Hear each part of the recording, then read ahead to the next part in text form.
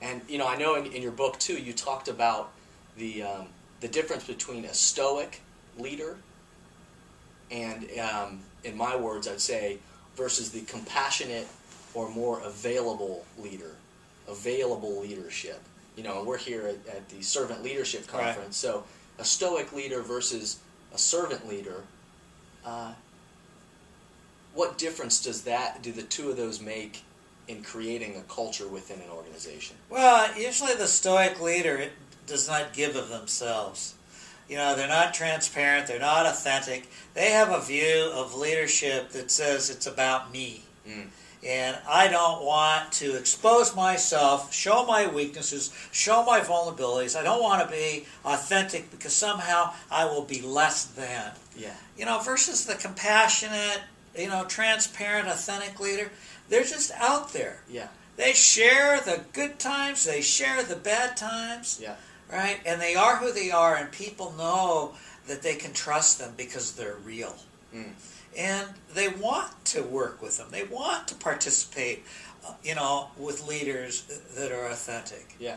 And they want to be on teams where there's trust is built. And, so to me, at the end of the day, the best leaders that I've known are the ones that are really transparent about themselves. They show their emotion.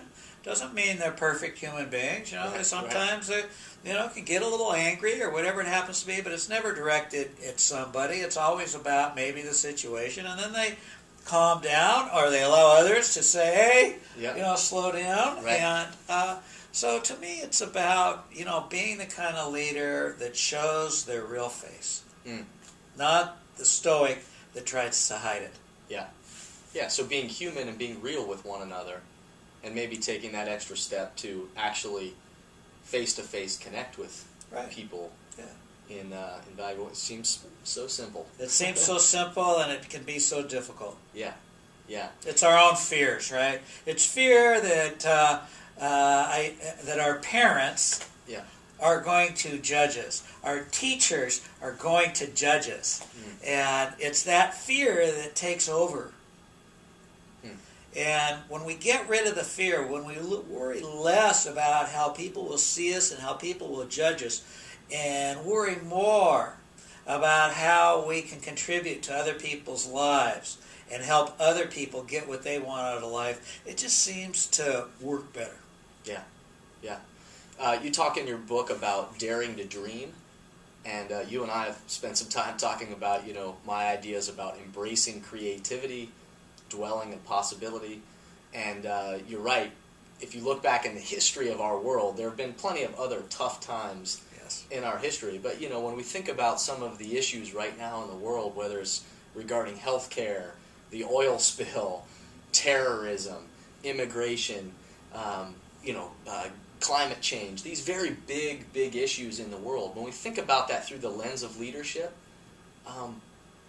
how is it that role of being able to see things out of possibilities rather than limitations, how does that play into how you approach your leadership? Well, I think once you say, this is what I want to accomplish, okay, let's take the complex issue of healthcare.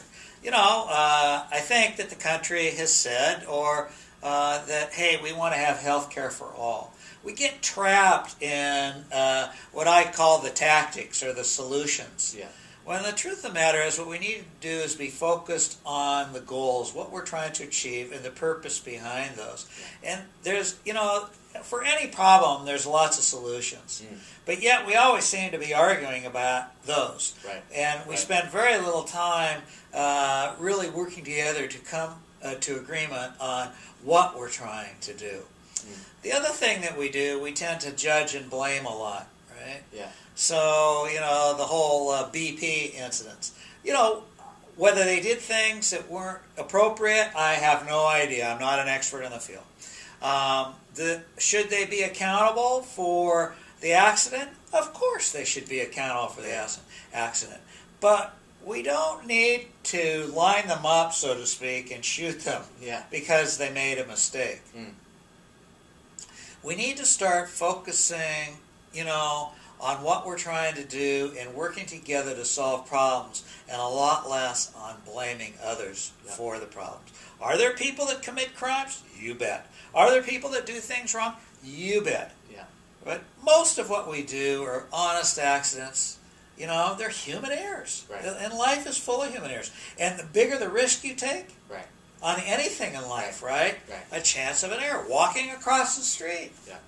You can be on your cell phone, not paying any attention, not looking both ways, and get hit by a car. You know, does it mean you're a bad person? Right. Oh, you made a mistake? Well, it cost you, right? Yeah. And that happens. Yeah. Yeah. And just imagine what we could do in our organizations, our teams, our families, whatever, if we use the energy that we use to blame and use that energy to maybe dwell in those possibilities, to embrace the creativity, to dare to dream, like you say. Yeah.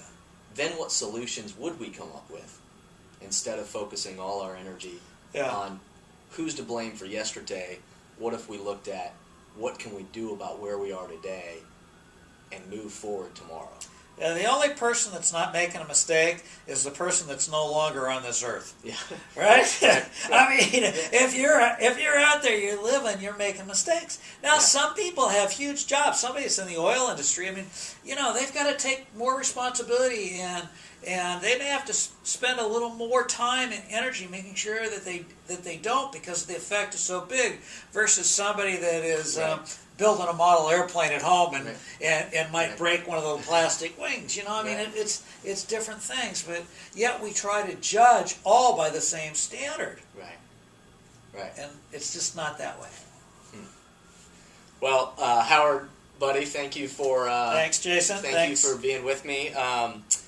And I hope you'll check out the website, stepbackfromthebaggageclaim.com, and maybe consider how to join the movement. You can learn more about Howard there also, and check out the new Business Leader edition of the book, which Howard has graciously written the foreword for. You can learn about that by clicking the Business Leader logo on the Step Back from the Baggage Claim website.